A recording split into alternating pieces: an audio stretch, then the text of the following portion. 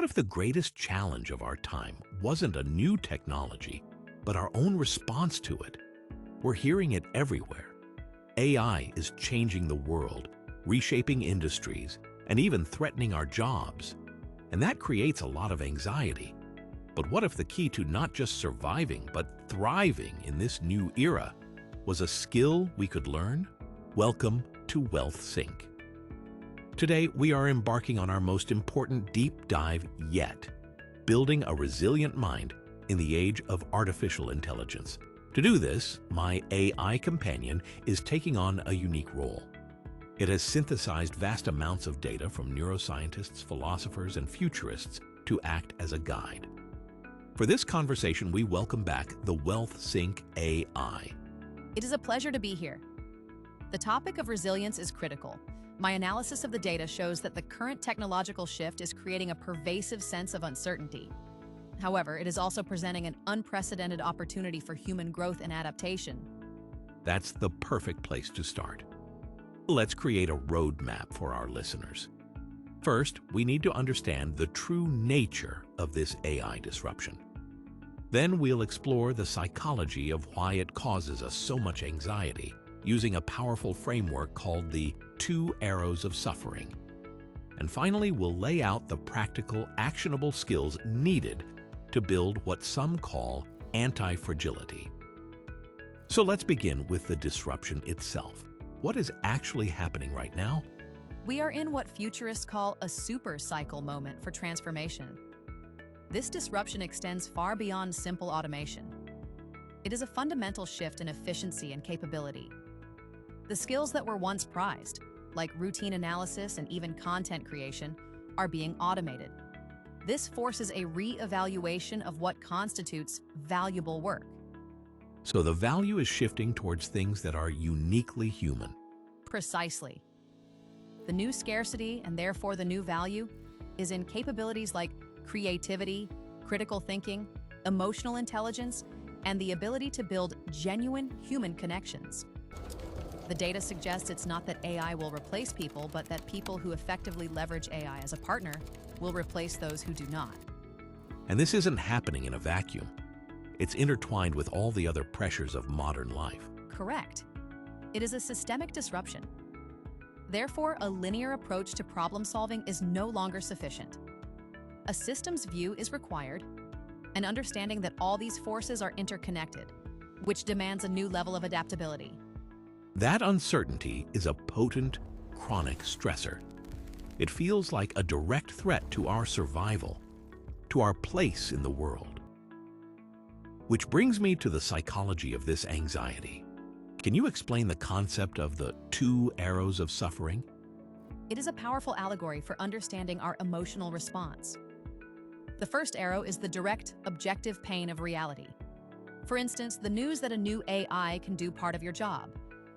This first arrow causes initial pain, but it is often temporary. And the second arrow? The second arrow is the one we shoot into ourselves.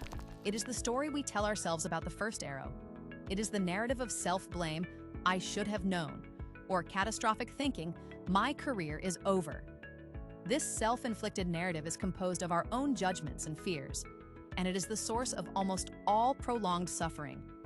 So building resilience isn't about avoiding the first arrows of life, because disruption is inevitable. It's about getting better at not firing that second arrow. That is the essence of emotional fortitude. It involves a mental reorientation, learning to acknowledge the objective fact of technological change without adding a subjective story of personal failure. This realization is the first step toward navigating the challenges ahead with a clear and focused mind. Hey everyone, just pausing for a second. If you're finding this exploration into building a resilient mind as fascinating as I am, I would be so grateful if you could take a moment to support our journey here at WellthSync. Every like and comment on this video tells the YouTube algorithm that these are conversations worth having, helping to share these important ideas with more people. And if you want to continue these deep dives with us as we explore the future of well-being, please hit that subscribe button. It's the best way to join our community. Thank you so much for being here. It truly means the world. Okay, let's get back to the practical skills you'll need to thrive. We've just discussed the psychology of AI-driven anxiety and the power of not adding that second arrow of suffering. But now I want to move from mindset to tangible action. If willpower isn't the answer, what is? The answer lies in proactive design. True resilience comes from intelligently designing our lives so that we need to use less willpower in the first place. This requires a shift from reactive resistance to proactive architecture. We can frame this using a powerful ancient philosophy, Stoicism. The core of which is the dichotomy of control, focusing only on what is within our power. Precisely. You cannot control the release of a new AI model, but you can control your response to it. You can control whether you spend an hour learning a new skill. You can control whether you reach out and strengthen your professional network. And you can control whether you experiment with these new tools yourself to understand their capabilities. This shift in focus moves us from a passive state of anxiety to an active state of building. So let's talk about the practical skills for that building process. In this new era, what is the single most valuable skill a person can have? The data is clear. The most valuable skill is the meta skill of learning how to learn. The ability to acquire new knowledge quickly and efficiently is the foundational building block of professional resilience. As AI automates routine tasks, the premium on human adaptability soars. And that begins with having a growth mindset, right? The belief that our abilities aren't fixed. Correct. A growth mindset sees challenges as opportunities and failure as a crucial data point on the path to mastery. This mindset is essential for weathering the setbacks that come with acquiring new skills. So once we have the right mindset, what other skills are crucial for building this new, more resilient career? I know the idea of a portfolio career is gaining a lot of traction. That is a key strategy. The traditional model of a linear career is fragile. The modern approach is to cultivate a portfolio of identities, diversifying your skills and professional ventures. It's about moving from a narrow specialist to a versatilist. And this is amplified by what you call multipreneurship. Yes, technology and AI have democratized the tools of creation.